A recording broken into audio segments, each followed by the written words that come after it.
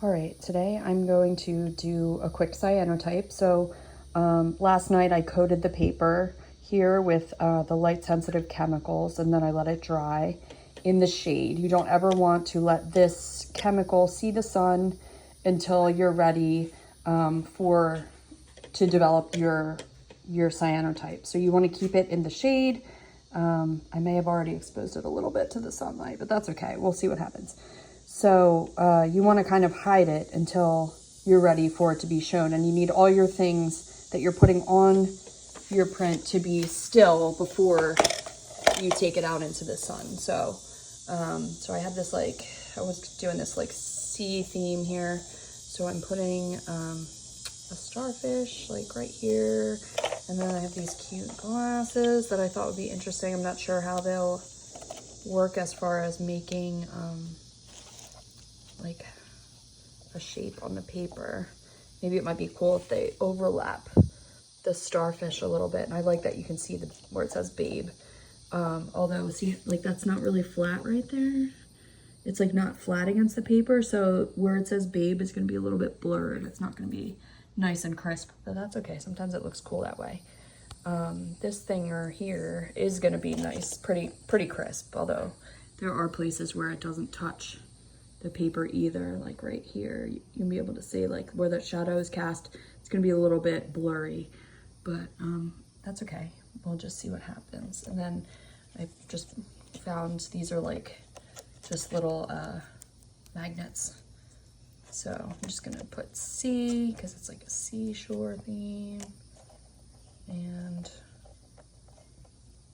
I just want to arrange it in a cute way that goes good with the composition here. So it doesn't matter what colors these are because everything that's covered up by the shapes is going to be white in the end anyway. And then everywhere where the sun is able to touch on this chemical is going to turn blue eventually. However, when you expose it to the sun, it doesn't turn blue right away. It will turn like a silver gray color, and that's how you'll know it's done. So right now it's a little bit greenish. The color looks a little bit different in real life than it does on the screen for some reason, but and then don't mind my basket top here that I'm just using as a flat surface. All right, so I like where everything is.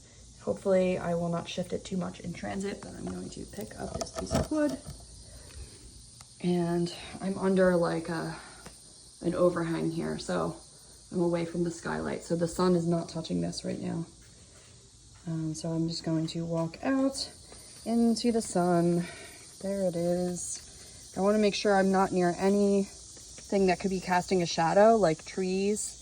So I'm just looking around here. I don't see any shadows except for myself when I go to put it down. So I am just going to step out of its way so that I'm not in my shadow, of my body is not casting in front of it. And I'm just gonna sit here. It's a little bit overcast today. So the sun is not super bright. So I'm gonna leave it for a little longer than I would if the sun was super bright. It's a little overcast, so like I said, the color of this will change as the sun develops it. And those sunglasses are only gonna block the sun just a little bit because they're transparent or translucent. So they won't be completely white. They'll just be a lighter blue probably. Underneath that starfish in the middle there, that'll be completely white because the sun can't get through that starfish. Same with this creature here too. Some kind of starfish looking thing. And then it should be completely white under those letters as well. But also wherever there's a shadow being cast is going to not be extremely crisp. So here on this starfish, there's a shadow that's cast here, and same with the heart glasses. And also the way that when the clouds go by, depending on where they're blocking the sun, the shadow is going to change too. So it's not a perfect science. It's not like taking a photo or doing a screen print. It's not perfect, and that's part of what I love about it. Is it's kind of like a science experiment and an art project in one. One of the things I love most about art is there's no right or wrong answers, and there's no mistakes. Only things that you can learn from or change. Maybe something doesn't go the way you expected, but that doesn't mean it's bad, because there's no such thing as bad art. All art is good art. So I'm just waiting. It's still a little overcast. The sun kind of went behind a cloud here. So I'm actually probably I'm gonna turn the video off, and I'm gonna leave this out here for like, I'm gonna say about 5 minutes. So I'll be back in 5 minutes. Alrighty, it's been 5 minutes. So 5 minutes later, it is still overcast. So it has not been direct sunlight, that's for sure. So here we go. This is what it looks like. It's like a little bit, oh, there's ants, how cute. A little bit silvery grayish.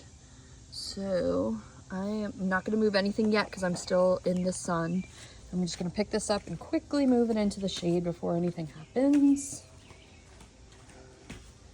And then once I get in the shade, which I am under an overhang thing here. So this is a safe place to take this stuff off. So let's take this guy. And this. Cool. This is always like false advertising because this is not what it's gonna look like in the end. This is just what it looks like. It's exposed right after it's exposed to the sun, but we need to rinse off the chemicals still. So everywhere that blocked the sun is going to come out white, and all the stuff that's like gray or grayish silver is going to turn dark blue. So let's go inside. Okay, so here we are in the bathroom. Not the greatest place to develop photos or anything, but whatever, it's a sink and it works and it has water. So I haven't done anything to it yet. I just brought this in. So I am going to actually turn on the water, plug the drain, and I'm just gonna let the water fill up the sink a little bit. And I'm going to put this in, make sure the whole top is covered with water. It's probably smart to try not to touch it too much because this is a chemical. And it's okay to let the water run on it.